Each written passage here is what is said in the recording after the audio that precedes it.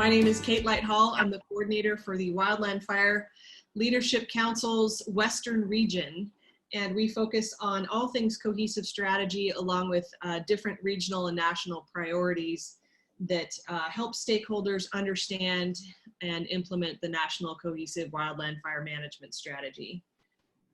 Thanks for joining us today and being a part of our virtual shared learning series. We are going to be chatting with Lowell Ballard, Director of Geospatial Solutions at Timmons Group. He'll be presenting the latest with the SWRM tool, SWRM, Shared Wildfire Risk Mitigation tool. So this project, a little bit of history. It started at the Big Whifflick meeting probably a couple years ago down in Florida, I think. And you know, it shared stewardship, shared wildfire risk mitigation. It became sort of what I would call a really big thing probably 3 or 4 years ago. The executive order, secretarial orders came out about more veg management and making sure that people were working across landscapes. And so I kept sitting back looking at this, and you know, I sort of looked at it like a data problem or something where, you know, it's very hard for people to communicate and collaborate without good data and without visualization. And having that in my background, you know, I felt a little bit compelled to start bugging people like the Office of Wildland Fire to kick off a prototype and a pilot, which we did. And you know, so I spent a lot of time thinking about how to solve these problems, and I'm hoping that people enjoy watching a little bit of the ride here. So as I said, you know, there's a lot of these shared stewardship agreements that are happening in the country. For example, far left, you know, it's Vicky with Hillary in the state of Washington, Sonny Perdue. You've got the whole Northeast area just signed one. So I believe that's 22 states up in the Northeast area. So that's Forrest Poe from Minnesota and Vicki Christensen again that are virtually signing a shared stewardship agreement. You got Tom Bogus, state forester from Texas down on the bottom signing one. So all over the country, these agreements, and I get very concerned that people will sign these agreements and there's no way to really track whether they're being implemented. And probably even more problematic is, even if you are doing all the right things and you're working with locals and NGOs and state and federals are working across, you know, landscapes to solve these problems, it becomes very, very difficult to tell that story. And I'm highly honed in on how we help people have clarity that as taxpayers, you know, there's not random acts of things going out on the landscape. So these things that keep me awake at night are, you know, how do we prove that we're working across boundaries? We've been challenged with doing this. Again, there's these executive and secretarial orders out there. There's everybody signing these shared stewardship agreements that say it's a good idea, but how do we do it? One of the biggest, what I would call opportunities for improvement, I try not to say, you know, problems or issues, I would say there are opportunities for improvement, is we have a really hard time laying out sort of where we're thinking about investing on the landscape before we actually spend the money. We're much better at tracking completed treatments and where we planted, then burned, you know, where we finished something. And we're to use bad English, we're less good at, you know, laying out that plan and sharing it with our partners. And so that would be state forestry agencies sharing it with the feds, you know, U.S. Forest Service, BLM, NPS, NFS, all those people, very, very tough. We all, I think, struggle that we think we're out there doing random, you know, acts of mitigation, and we want to avoid that. And ultimately, while I love case studies about shared stewardship, and I love, you know, 2- and 3-page PDFs about shared stewardship, and I love, you know, where these 4 partners got together, you know, in Colorado or some state, you know, and they actually implemented something, I get excited by that, but I want to see that done at scale, meaning I want to figure out how to nationally solve this problem. And so hopefully when we go through this project, you'll sort of understand that this is a potential path forward for helping bring that to light.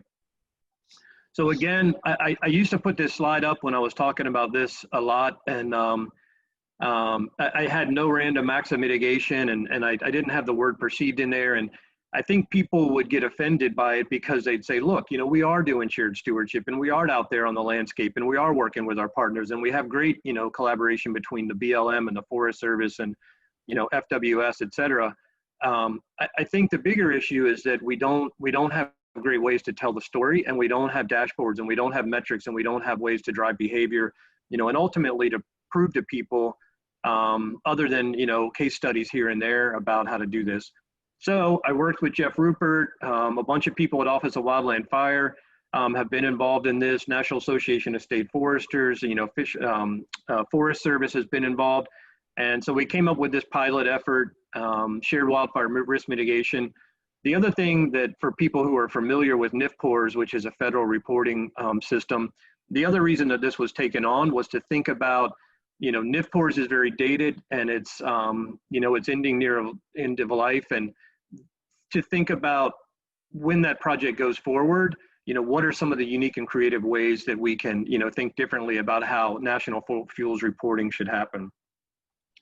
So really high level, some of the goals, out of this project are, facilitate cross-jurisdictional collaborative action, basically focus on transparency, focus on decision-making. Steve Kane works at the U.S. Forest Service. He once said to me, he said, a picture's worth 1,000 words and a map's worth 1,000 pictures. And I've ripped that off for probably 10 years from him. And I highly agree that, big fat Word documents are great, but, again, a map's worth 1,000 pictures. And ultimately get positioned to tell your story a little better. All right, so a lot of the words out of the way now, and I'm going to start focusing on pictures and then ultimately some demos, hopefully. So I go in and I work with a lot of states, I work with a lot of feds, and 90% of the work I've done in the last 20 years is helping people track their completed treatments. So this is Cal Mapper. They've actually done a really good job in Cal Fire of tracking the projects and where they've done the work. They actually have funding tied into spatially, tracking their accomplishments.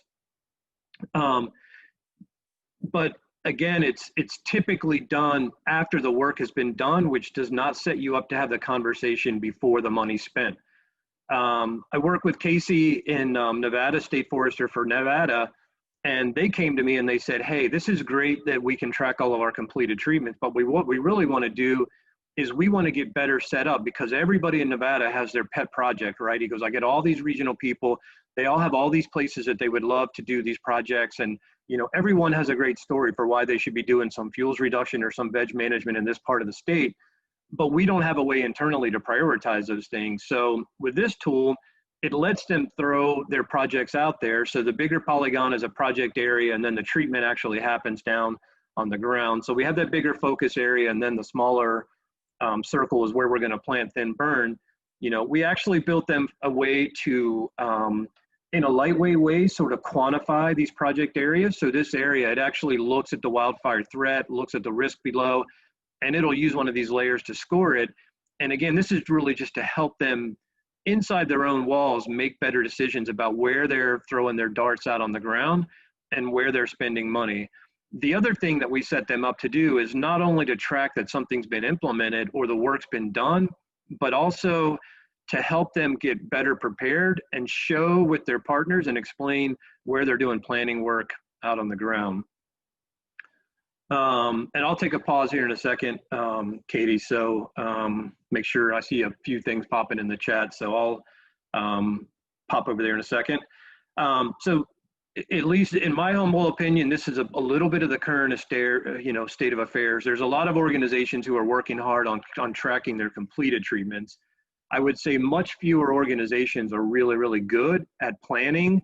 So laying out a work plan spatially of where they would love to invest on the landscape, and further sharing that with their partners, locals, NGOs, federal partners, state partners, and then actually at scale working across those boundaries and sharing those potential polygons, those darts where they want to, throw at the dartboard, that gets even harder. So I'll pause right after this, Kate.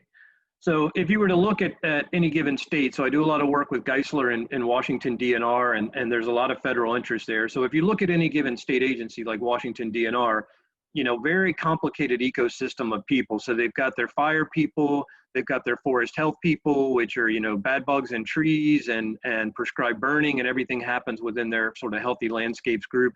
They've got geology, they've got aquatics. So they're all out there with their pet projects, and they're trying to, spend money out on the ground in Washington state. Then you expand it out, and this is not everybody working in Washington, but you've got these big federal partners like BLM and Fish and Wildlife Service and U.S. Forest Service, and, heavy interest from really important groups like Bureau of Indian Affairs are out there, with very different, needs and priorities around cultural interests and other things. The problem is everybody understands to a certain degree where they want to work, and in their own groups, but it gets much harder when you start crossing these boundaries and these borders. And this doesn't even include where the local governments are looking to do work. So I'll pause real quick, Katie, because I do talk pretty quickly. So anything of note that we need to address real quick? There's a couple things. One from Laura McCarthy. Hey, what's going on, Laura? Yeah, interested in hearing more about NIFPORS reaching the end of its life, what a 2.0 would look like. Maybe it is going to be built to integrate with the SWRM tool. Correct. So this was a little bit of a proof of concept to help, inform where NIFPORS Next Gen would go. At a very high level, Laura, just so you know, it sort of came out in this pilot that there's never going to be one system to rule them all, and that is something that people are highly, understanding. Nevada's going to have their portal, New Mexico's going to have their portal, Fish and Wildlife Service is going to have FMIS, I believe. BLM is going to have VMAP. Forest Service is going to have FACTS. But what's needed is a way to, for example, pull out of New Mexico's portal, where you're thinking about doing work and where you've got these collaborative actions going on, and setting you up so that you don't have to directly interface exactly with BLM in New Mexico, but you're set up to share that across borders. And there's a single interface where you can push your data or it can be pulled. Probably the easiest example is to look at something like Irwin, which used some integration technologies to basically pull wildfire occurrence records together. It would be akin to that, but it's around slower moving data, meaning fuels, planned projects, and those sorts of things, and less of a holy grail and one ring to rule them all. So, but good question. Yep. Anything else of note? Just a comment about, I don't know if you can see it there, Byron Krempel. I may have that I apologize if I don't pronounce that correctly. He works with the YSS Collaborative, and they have an MSA with the Stanislaus National Forest, 10,000 acres of ongoing and recently completed work, which, yay, that's great. That's awesome. Yeah, he says he has all documented and stored in ARC, but online data storage display is something that's incredibly hard to fund through grants and is a barrier. So I don't know that we can answer that today, but if you've got some insight there, that'd be awesome. But I'll definitely capture that comment. Yeah, definitely capture that. And there are, obviously funding mechanisms to get these things done. And, we have relationships with every one of these states, and I'm positive, and the feds, that they would love to, somehow figure out how to help you. And the fact that you've done a good job of collecting data already, you're sort of halfway there. So that's a very good thing that you're doing that. Cool. One more. Okay. The spatial polygons of completed projects or potential projects also take into consideration other variables or geospatial layers such as topography, vegetation, and values at risk. Correct. And I will show you when we start doing live demos, basically thinking about, how these projects like project A, B, C, and D, even though different agencies are taking them on, what I'm going to demonstrate when we get there is how you can set yourself up to start having conversations about why you're actually targeting work in this area, how we can light up, those highly valued, assets that we care about. Where are the watersheds that provide drinking water to human beings that are actually exposed to a bunch of, fuels and things that we're concerned about? Where do the people live? Where's the infrastructure? So we're going to start teasing those things apart and look at how, if we do have conversations between project A, B, C, and D, which are across borders, and even with the locals, how do we make ssure people know that we're doing that? And how do we get credit for, taking that time and work to make sure that taxpayer dollars and, you know, investments on the landscape are really striving towards shared priorities where they do overlap. So I'll definitely hit on that point. And that's, you know, an awesome question. Oh, anything else? Sorry. Nothing else. Go ahead. Okay. So everybody's out there, you know, working on the landscape, and like Laura in New Mexico, I'm glad she's on. I mean, she has like an incredible, she's an incredible leader because she has, you know, done such a good job of rallying everybody in the state, you know, across borders, meaning fish and wildlife, conservation districts, you know, everybody else out there that she's working with.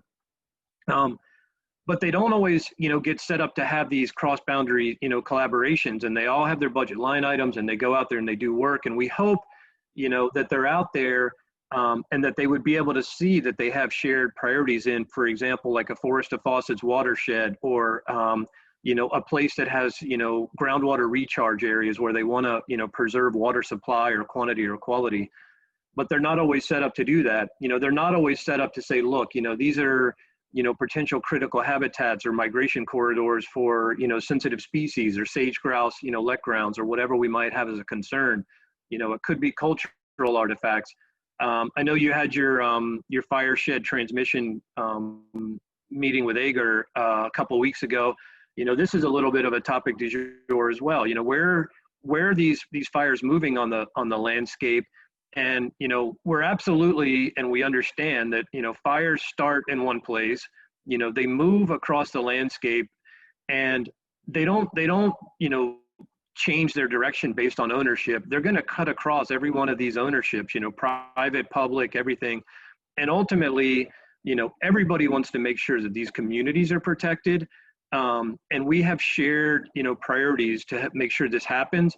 But we absolutely are not set up to have this conversation before the money is spent, which is really the tough nut to crack, in my opinion. So when I look at shared stewardship, I think most people look at it like, you know, the federal partners trying to do a better job to talk to one another, the BLMs, the NFSs, you know, Forest Service, et cetera. You know, the next thing, they would look at their state partners and how they work together. But I also look at the really tough nut to crack, which is, you know, there's a lot more locals than these other ones, and the NGO partners who are out there doing a lot of awesome, you know, things on the ground. So speaking of communities and communities at risk, so obviously when you look at the things, if you ever do a wildfire risk assessment and you talk about HVRAs and these highly valued assets and resources, something that is always going to end up usually number one on the list is basically where people live. And a lot of that infrastructure and the management of that infrastructure happens with local governments. So this is something that I'm going to show, which details sort of how a state agency has basically started working on shared stewardship and shared agreements and collaboration with all the local governments. So this is the Southern Group of State Forester. We started this project with Texas, but then we've expanded it out to the South. Nevada is actually going to be doing something like this as well. But basically what happens is in these states, Texas, for example, would send their WUI coordinators and their WUI specialists out. They would go and work with every local fire department and every local locality in the state, and they would sit down with them and say, look, you know, where do we think these communities at risk are? So they physically map out, you know, this infrastructure that was built in a similar year, similar time frame. In the South, they're all using the same form to describe things like, you know, ingress and egress and road accessibility. So they're all using similar ways to describe these communities, the surrounding environment, structures. They're out there with iPads, they're taking photos, they're, you know, defining these things. They're showing up red because they're not what we would call fire adapted or resilient. So this collection of homes is not in great shape. And it's all part of helping them basically build a CWPP. So this is all great, and it's great that it's happening with the prevention people and the WUI specialists and the local government, but I get a little less excited about that than I do if I were to say, okay, well, these things and how fire adapted they are, they mean a whole lot more to me if I blend them together with other parts of the cohesive strategy, meaning, you know, where are the fuels and where are the landscapes out there and where are the fire response problems that I have? So these folks who all work in different agencies, they're going to be way smarter about how they plan and do work if they could actually get to those goodies, you know, which are the data coming up from the locals up through the state and help, Laura in New Mexico to make the better decisions, and her partnerships with, her Fish and Wildlife people in New Mexico, the BLM, the Forest Service, whatever. Everybody's going to be a whole lot smarter if they have that in context with their planning, and along with all their other HVRAs. So another person who has done an awesome job at basically building those relationships with local government. So in Utah, Brian Cottam has a very unique thing where he has agreements with all the local governments that they are actually going to opt in and help with shared risk and shared stewardship out on the landscape. So the way that they do this is they would log in, and Wayne County would go into this dashboard, and they will have agreed based on their 10-year fire cost history for this county and how many red pixels they have, basically how much wildfire risk they have, they would agree to commit some amount of money to doing some action that lines up with Katie's cohesive strategy. I just gave it to you, Katie, so you're welcome. Now you're a cohesive strategy, kidding. So they agree to do some sort of mitigation, preparedness, or prevention action, and this gives them the ability to track that, and they can spatially track that out on the ground. So what that does is it sets up the state forester, Brian Cottam, to track what he is doing as a state in context with what the counties are doing, ultimately prepping him to tell a story that, yep, in Utah, we have agreements with these locals. Yep, we're all in it together. Yep, they opt in. And when they opt in, that means when a fire happens, I jump in and help them with suppression. And that as an artifact of that, we get to roll up all of our accomplishments as a cohesive unit. And so I would love to see this barrier get broken better between, more states, and between the states and the federal government a little more. I don't know if Ann is on from Association of Conservation Districts, but I told her I would put a plug in here that, this is not just happening with local government, states, and more public entities, but, in Arizona, we work with the Conservation District, and they're absolutely out there trying to figure out where to put NRCS dollars on the ground. And a lot of their driving force is, where do we have wildfire risk and riparian areas, and these other things that we need to manage with, and it's exactly the same business problem that that Dave Tenney would have, for example, in Arizona. So if I sit back and think about it, I'm not smart enough to cobble all these pieces together in my brain. I'm not smart enough to understand what BLM is doing and how it lines up to these values at risk and these things I care about and cultural. I've got to get to Steve Kane's, a map is worth 1,000 pictures, to better help me, make decisions. And if I actually take the time to get into these agreements with people, I want to be able to prove that, I did NEPA planning with somebody, or I did CWPP planning with somebody. And when legislators come at me, the press comes at me and say, hey, look, we lost these houses, it's your fault. I need to have data to put them on their heels and say, look, I'm sorry that bad things happen, but I can absolutely tell you I'm a very good steward of the money that's given to this organization, and I work very closely. We work in planning, we work in financial, and we work in implementation, and we are teammates in solving this problem together, and we're not out there doing, random acts of stuff on the ground as much as people would like to think we are. Like I said, I'm a quick talker, so. There's a comment from Ellinger. Utah portal has components that look very similar to the wildfire prevention spatial assessment planning strategies. I'm going to try and say the acronym WHOOPSAPS program. Have you heard of that? I don't believe I have heard of that, actually. Okay. And the reason, just so a little bit of the history with that is, so Brian Cottam, the state forester, he went out, and I think some other states have similar agreements like this. I believe Nevada has this agreement that's somewhat similar, but they basically have legislation in place, and in order to manage the legislation and the agreements that exist between these local governments, which are actually, participate, there's legal documents that go back and forth, they need a way to actually track that, here's Wayne County, here's how much we spent on wildfires in the last 10 years, here's how many red, green, yellow pixels they have, here's their assessment, we need to have audit trails and good data around that. And so it has a very sort of specific and defined business purpose, but yeah, I don't know that other tool, but it'll be captured in the chat and I'll check it out. Yep.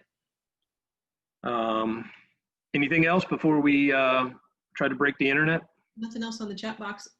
Just a reminder for everybody to put their questions or comments in the chat box. Oh wait, he said BLM, Forest Service, and BIA are beta testing the WIPSAPs. It's just for fire prevention planning, but I've thought that mitigation would be another good layer. So we should look into that. Okay. Yeah, I'll definitely check that out. I've not heard of that. Zachary, if you don't mind putting your email address and maybe your phone number in the chat box, I'll capture that and we can find you later. All right. All right. So I am in SWRM now, and this will probably help you understand sort of. I forget what was the person's name that was asking about that? What was his name? Zachary. Zach. So Zach, this will help you understand like directionally a little bit where some of this stuff is going and more of a national scale. So these are basically tiles. So the way that these tiles were built is we sit back and say, hey, what do we care about when we go out on the ground? Where might we have priorities and where might we have overlapping priorities? So obviously, everybody's going to want to, protect communities for the most part. Some people care about drinking water, some people don't. Some people care about infrastructure, cultural assets, critical habitat, T&E species, things that are in SWAPs, state wildlife action plans. These are forest commodities and things that provide jobs for people. So these are all active dashboards, that help tell stories. And when I click on these, it'll take me into live dashboards, but I'm not going to go into those yet. I'm going to kind of show you how the data gets put in here that powers all of these tiles that link off to these interactive dashboards. So I'm going to start with a little bit of the ground up stuff and sort of help you understand how they get put together. So what I'm going to do is I'm going to go in here and I'm going to look at some of these projects, and I just typed in pilot so we can zoom to one of these pilot projects. So this one comes up, it's in Washington State, so it's Washington DNR. And I'm actually going to pop down to the ground and look at this project. So this is Washington DNR's project area, the bigger shape, and this is actually where they're doing treatments on the ground. So this is where they're going to do planting, thinning, burning. This is all, where the real work will happen. You can see things in the summary of this project. It doesn't have a lot of data filled out, but, and this is all sort of draft data for our pilot, but you can see what type of project it is, the organization, et cetera. The other thing you can do when you scroll down is you can see that we've tagged this project with the various collaborations that are going on. So within this project, it basically says that somebody, meaning like the county, is helping us with implementation, some external partner is helping us with implementation, somebody's giving us financial support, or they're doing implementation support. So planning, financial, and implementation. If I've actually, in this project, I've looked outside of my own project and said, hey, there's other people who are working in the same area. So these are other kind of demo projects that we have going on. And they're actually helping me across this project boundary, and we're sort of teamed up together on a landscape level. This helps me get credit. So for example, if Laura's in, New Mexico, and she, New Mexico Forestry is investing on a project on the ground, and she somehow has teamed up with, for example, the conservation districts or with American Forest Foundation or somebody, this gives her the ability to say, look, we went out here, we had a communication before we started working, and we are actually working across project boundaries to accomplish some similar goal. Hey, Lowell. We have the ability to tag every one of these projects with basically why we're out there on the ground doing work. So it could be for human communities, it could be for infrastructure, forest assets, could be for cultural resources. So these are basically when somebody sets up the project, this lets them say, hey, I care about these other things, but I really, really care, and maybe this project is funded because we're out there trying to protect residential communities. I really, really care about infrastructure. This piece here is a system calculated version. So if you do a project and it's near a bunch of communities at risk, you're going to score high right here. So it helps you understand, this is why I said I'm out there doing the work on the ground. and the data tells me that, yep, I'm near a bunch of communities at risk, so I've also scored high for that thing. Same with infrastructure. So this is human input, this is computer generated, and it just basically, and I'll show you kind of how that works in a minute.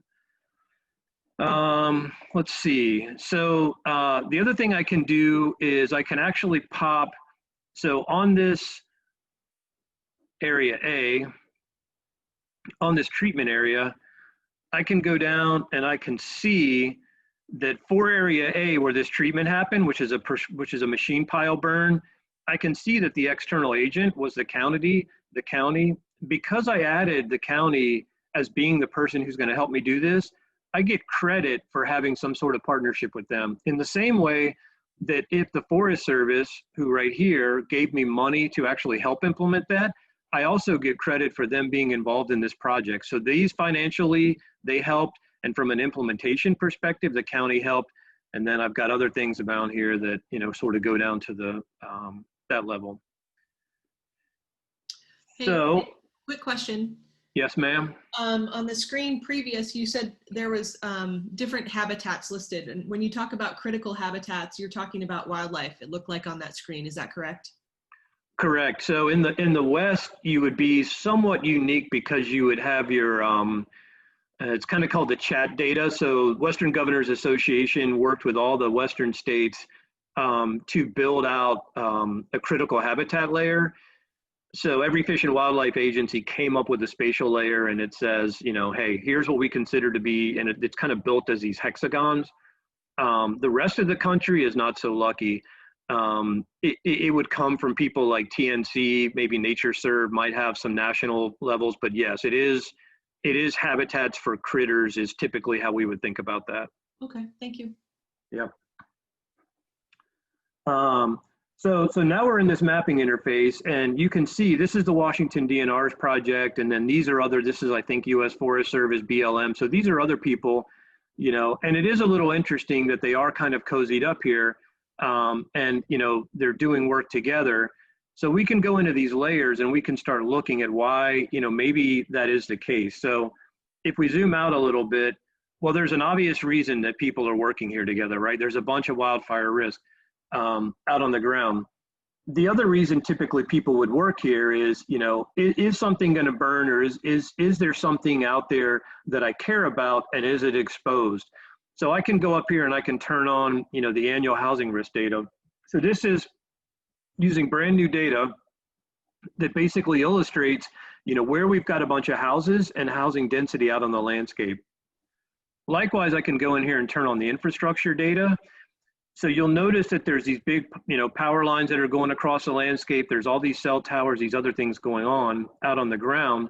But where this really gets important is, and it's very different than a normal, like what I would call a wildfire risk map, or, you know, something where it's basically just baked into the data. The thing that's really different about this is we're able to sort of decompose or decouple the story. So what I can do is I can say, look, I'm out here on the ground. I really care about protecting infrastructure. So what we do is we basically buffer all of those infrastructure by 1.5 miles, and then we stamp it for where it's really exposed to fuels. So when you look at these polygons that are lit up here, what it's telling you is, yep, you've got infrastructure there. Yep, we've buffered it. And yep, it's exposed to a bunch of nasty red pixels and fuels on the ground. And you'll notice that those polygons disappear as I start to move away from the fuels. But if I go and flip on the moderate, you can see I can start lighting up those areas that, yep, there's infrastructure there. And now I'm looking at those things that are both exposed from a moderate degree and a high degree. I can do the same thing with residential areas. So if I light up these residential areas, I'm basically taking where people live, I buffered it out by some factor, then I've inspected below it and say, yep, I got a bunch of nasty fuels, and these are the area that meet my criteria for doing, for being highly exposed to those things. Another thing that's a little more interesting to me, probably, let me turn off infrastructure and housing. You want to take a quick question right now? Yep. Yes, ma'am. Okay, Jerry McAdams from Boise, Idaho. Hi, Jerry. Regarding Jerry. infrastructure, how do you get past hurdles around depicting those layers to a larger audience if they're considered protected critical infrastructure information, PCII. Correct. So, so yes, unfortunately, pre 9/11, it used to be super easy actually for us to get at transmission and distribution data. It used to be super easy to get at water lines, power lines, you know, fiber lines, all those sorts of things. Post 9/11, it became a critical sensitive asset that they were worried about, you know, people having access to those data. The way we typically would do that is it's virtually impossible to get a lot of the data from like power companies because they don't want, you know, they don't want it to be exposed to anybody, and they also worried about it from a competitive landscape and where their partners might go infiltrate gaps in coverage. So what we do is we basically work with data packages like HSIP, some of the federal data government, but we will have gaps in some of the critical infrastructure. Typically what we would do is we would look at a way to maybe grab, and I'm getting a little technical here, but if you had a secure data service where you had access to that data, but you didn't want other people, we would basically give you the ability to pull that data in so you could look at it in context. But yeah, all those infrastructure pieces are very hard to get at. So a little bit long-winded way to say that. Thank you. Yep. Keep going. Yep. Yeah, sorry, that was a little long-winded way to say those data are a pain. So here we've got these three projects again, and here you can see the reason that this watershed lit up is it's not just because there's a watershed there that is, you know, potentially exposed to fuels data, because there's a bunch of watersheds here. The reason that this one lit up is, you know, it's in Forest to Faucet. It has a really high score for delivering water to human beings, and it's highly exposed to a bunch of nasty fuels. If I go moderate, you know, these things are lit up moderate because A, they've got a bunch of fuels that are, you know, that are potentially touching them, but B, they provide drinking water to humans, but not nearly as much as this one right here is really critical for delivering, you know, drinking water to human beings. So super, super important. The other thing I can do in here is, okay, so now I've kind of looked at, these are just layers of data. Now I've looked at, you know, where are my values at risk and are they exposed to, you know, nasty things on the ground that might harm them? The other thing I can do is I can say, you know, of these partners, so these are potential projects that people want to take on the landscape, you know, who is out there that cares about, you know, residential, recreational areas? Well, I don't have anybody. Who out there cares about, you know, residential areas, basically communities at risk? By clicking this, if when I created these projects, I said, the reason I'm out here on the ground doing this is because I really want to protect, you know, residential areas and infrastructure, it will help us light up all those areas where people went out on the ground and said, you know, this is the reason that I'm out there doing. So this is the only place where somebody said, I'm out here to protect forest assets. So I might want to engage with that partner if I have a similar goal for my project. It's really just a way to filter down the data. The same with treatments. So if I go up here and say, hey, I'm going to go out there and I'm going to do a bunch of this type of work on the ground, and I would really like to team up with somebody near me and maybe we can do a joint burn together. So if I light up where all the broadcasts, the hand piles, you know, jackpots, you can see that it's lighting up these treatment areas like down here. So you'll see this area lights up. It's a little hard. Let me turn off. This makes it easier. So every place that one of these things lights up, it's basically where somebody's going to take on that specific type of treatment on the ground. And again, it's just a way to give you a little insight into what's going on the ground there.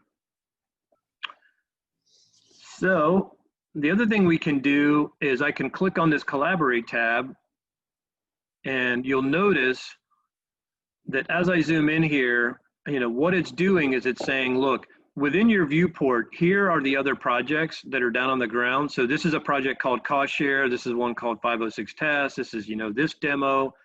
I can click on any one of these projects in my viewport, and I can say why for this project, like what are they out there doing on the ground? They don't really care about rec areas. They care about residential a little bit. They care about infrastructure some, forest commodities low. Forest habitat, that's really the thing that they care about. That and rangeland habitat and species of interest.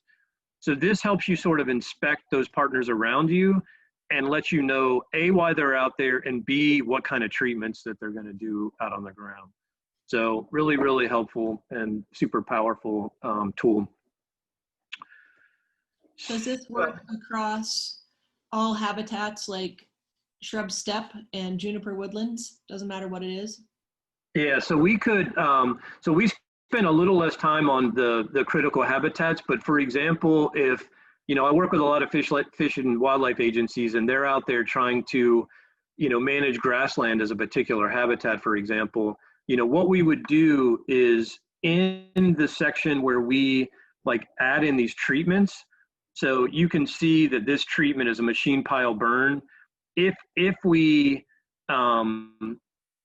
wanted to add more details in there, for example, like specifically why they're out there on the ground, you know, doing a particular activity, and, you know, even more specifically, like if I have this habitat, like right now we've broken it into forest to rangeland to species of interest habitat and T&E species habitat, but we could absolutely add more granularity to these if that was of interest.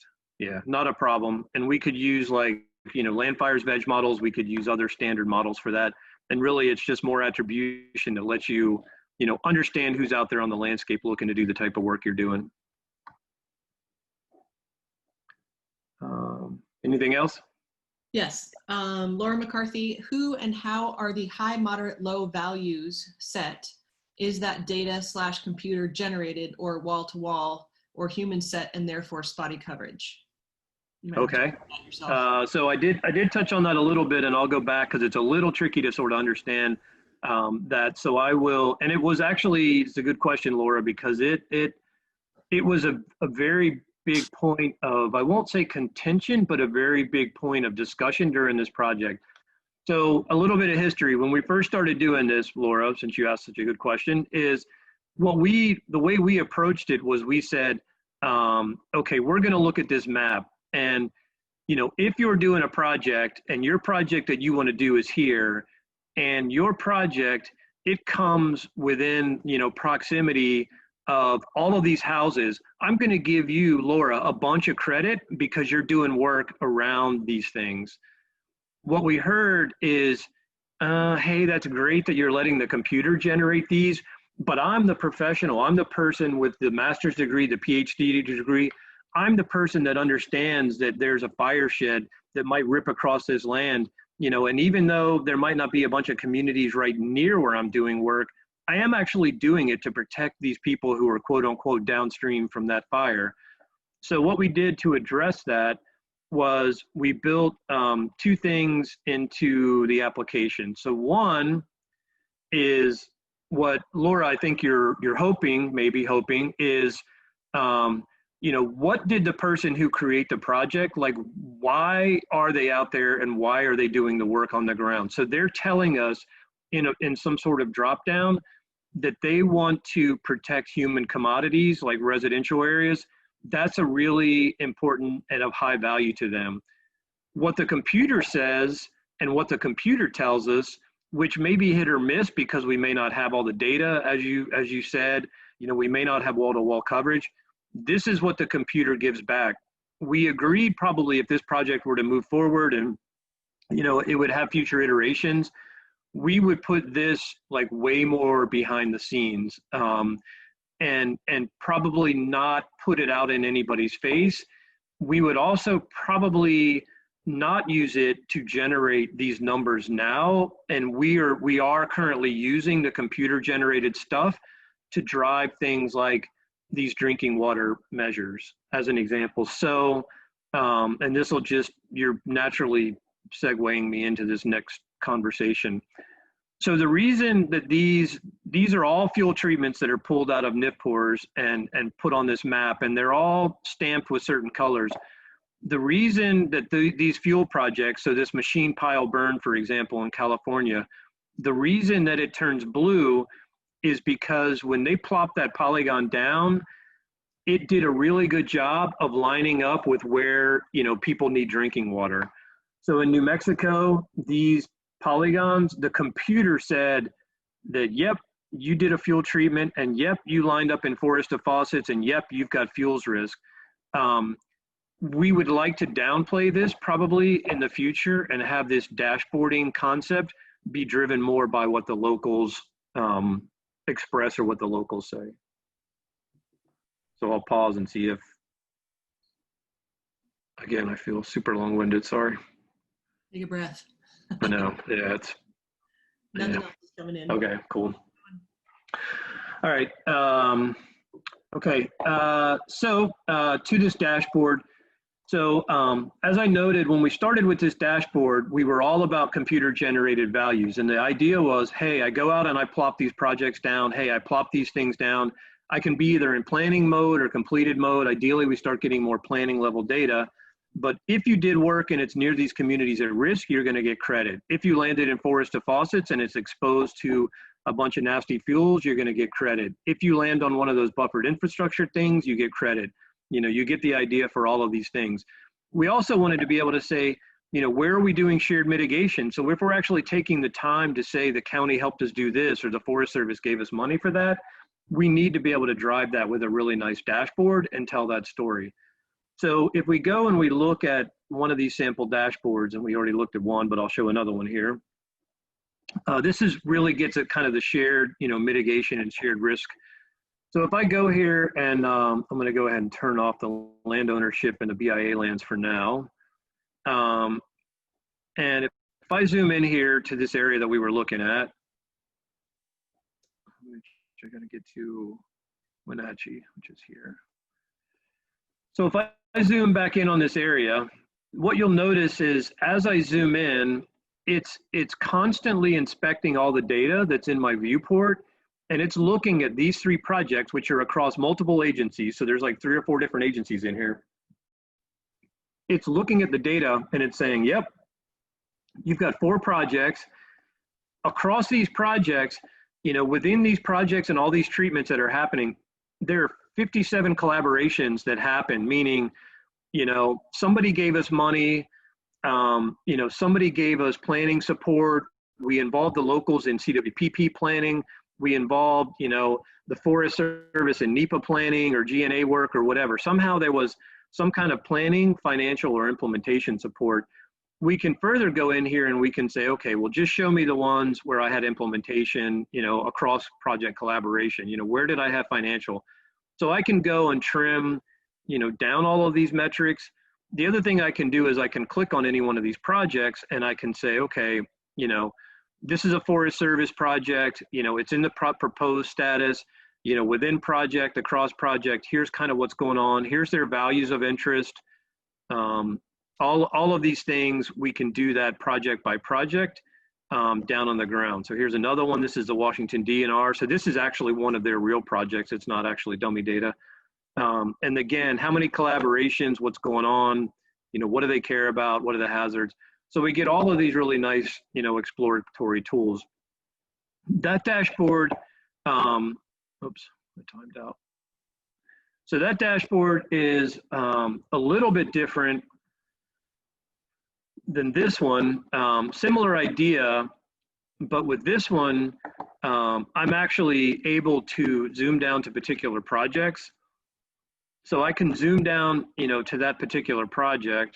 Turn off a little bit more data here.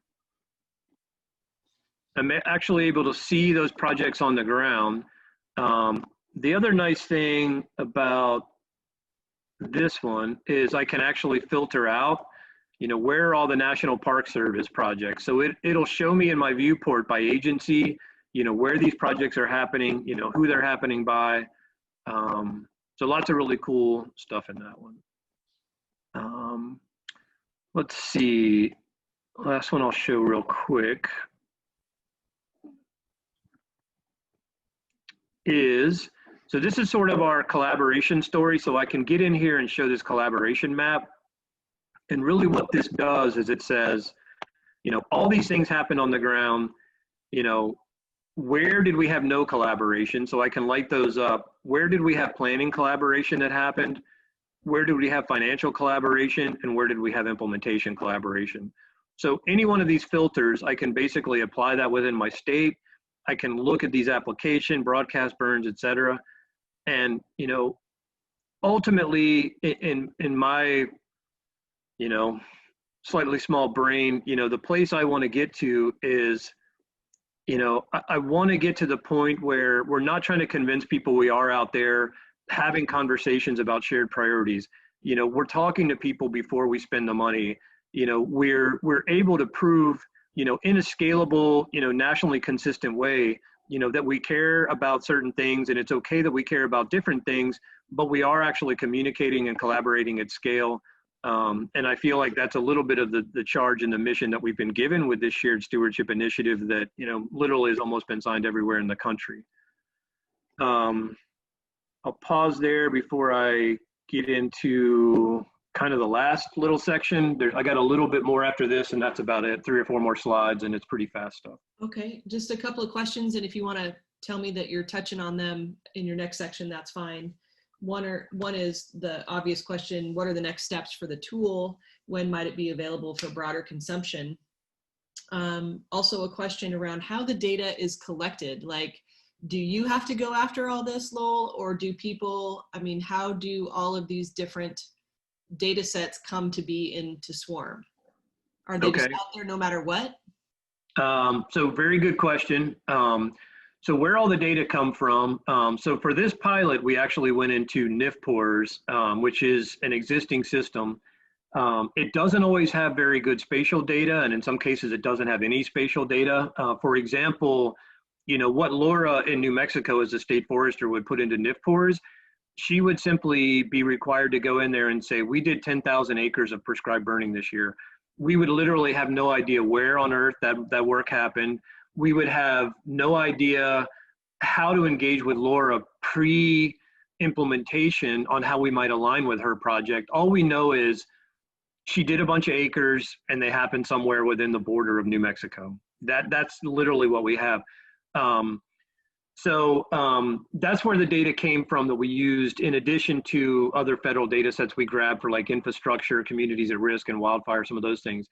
The ultimate vision for where this would go would be, you know, that we would get all of the people who, you know, are in these big federal agencies. So for example, Fish and Wildlife Service, National Park Service, we would get their data in a consistent format, and we would aggregate it together in a portal like SWRM. That would give us the ability to do a lot more communication across the borders.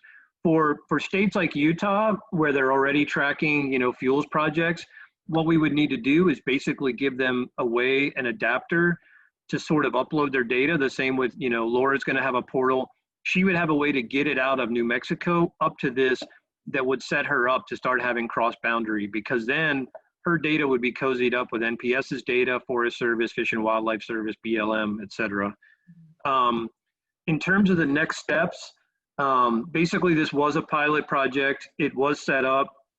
We produced the final deliveries for the Office of Wildland Fire. So, you know, Jeff Rupert in OWF, they basically are looking right now at what the next, you know, turn of the crank is, what the next, you know, thing that they do is.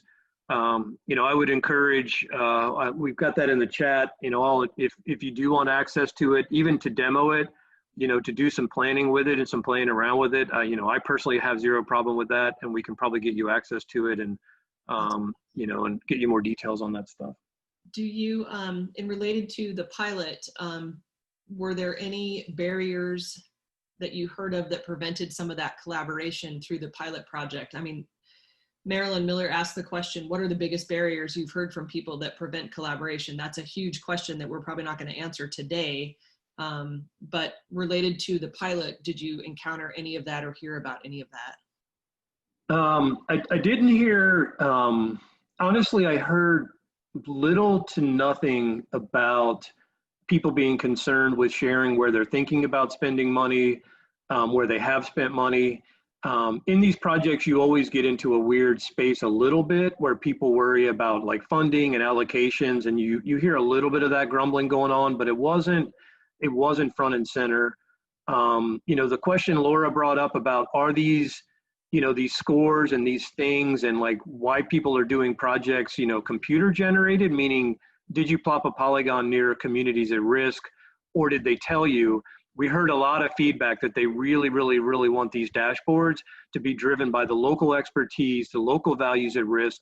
They know why they're doing this project. And that was one of the biggest pieces of feedback that we heard.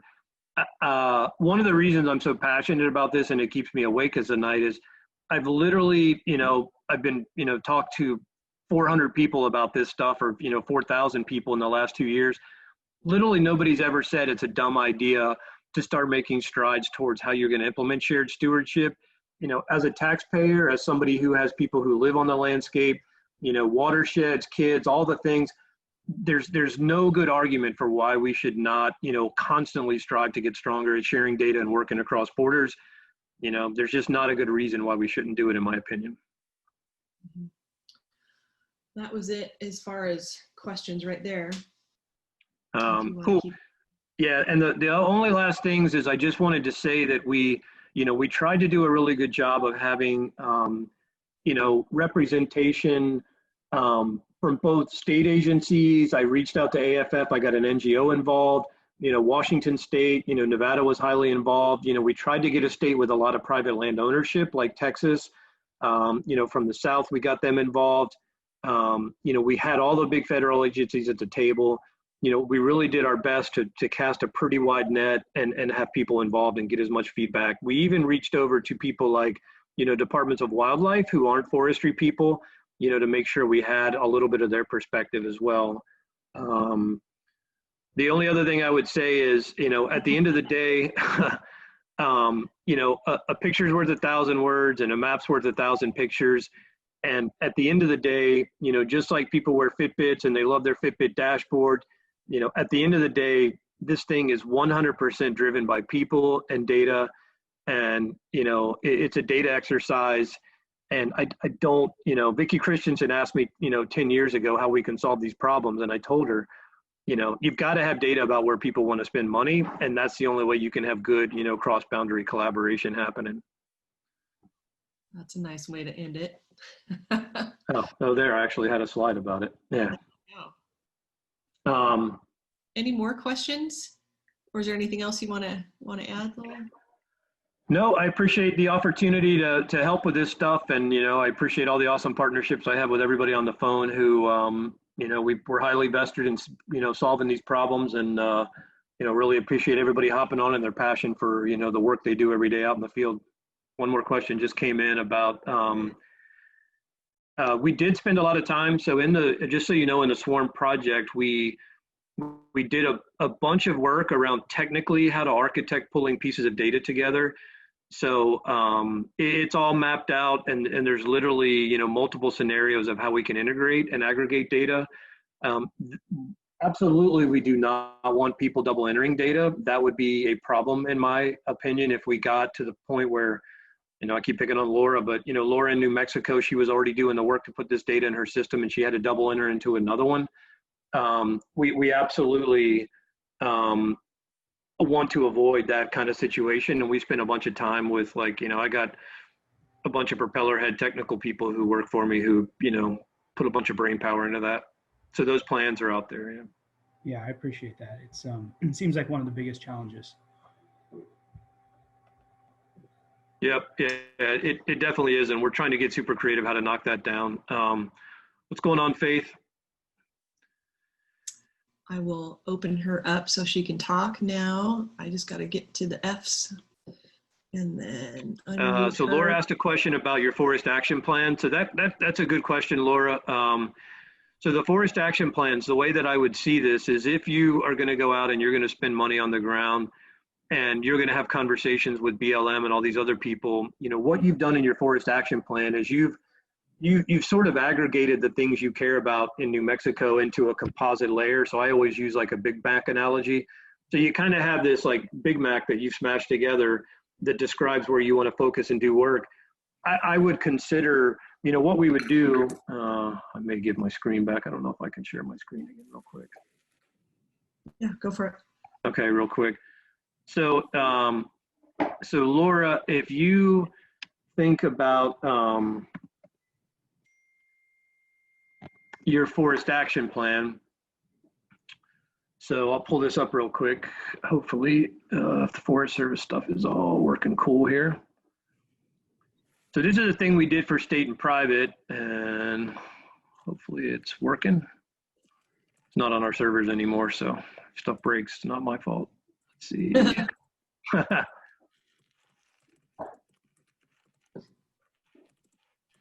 There we go. Real quick. So what we would do is if, you know, let me put state on real quick. Let me turn this on. So this is basically what you submitted for where you're prioritizing stewardship plans on the ground, Laura.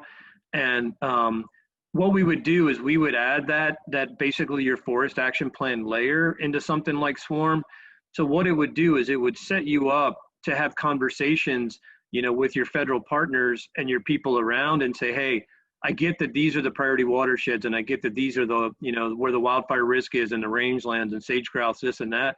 This would show and light up your forest action plan, and you would use that in context with planning across your borders with BLM and Forest Service and conservation districts and et cetera, et cetera.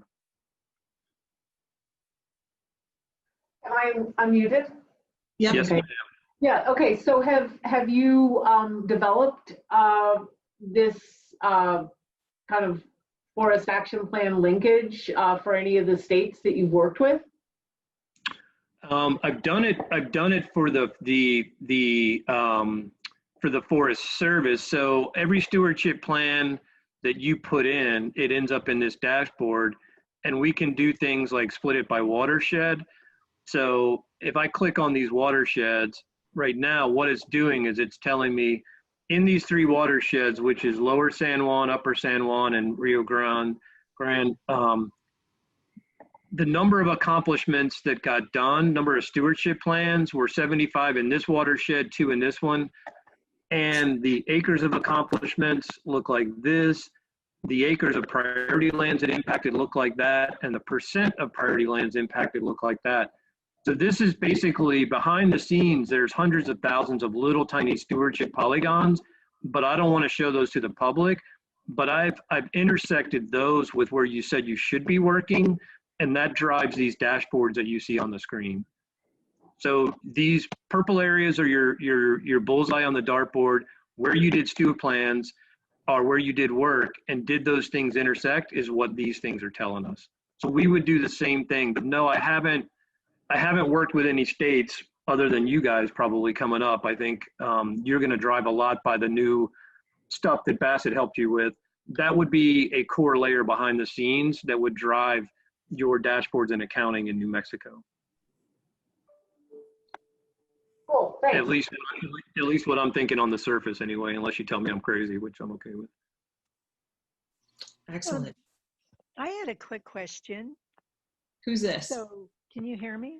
Yeah. Oh, hey, Marilyn. Yeah, this is Marilyn. So, my husband is a GIS specialist, and he works for an environmental organization, the Oregon Natural Desert Association, and he does a lot of habitat mapping. Yep. Is it a tool that is available for him to use, or is this a private tool? It's basically a demo and sort of a prototype now, but one of the things that we tried to do, and I pulled out in this, is that we tried to pull in sort of these NGOs and these other partners who are out there doing work on the ground. It would be not my decision who ultimately would get access to this thing. It would be the people who work in Office of Wildland Fire. But I would argue that they probably would not have problems with at least some of the data, getting out there to help, people do land planning and work on the ground. It's just something that they're going to have to make ultimate decisions. But right now it's not really in production. I mean, I'm running on demo servers, and so it's not out there for general consumption currently. Is your ultimate goal is to have this available to the public? That would be something for them to answer, and I can, definitely get you a question back. I know that this type of data, absolutely, they need to get to the point where they're telling this story nationally in consistency across all those big Fed state, agencies. But how deeply you can go into it from here, that would be for people writing checks and paying for these projects to get done. They're the ones who ultimately would answer those things. But we can help you get to those answers for sure. Okay, thank you.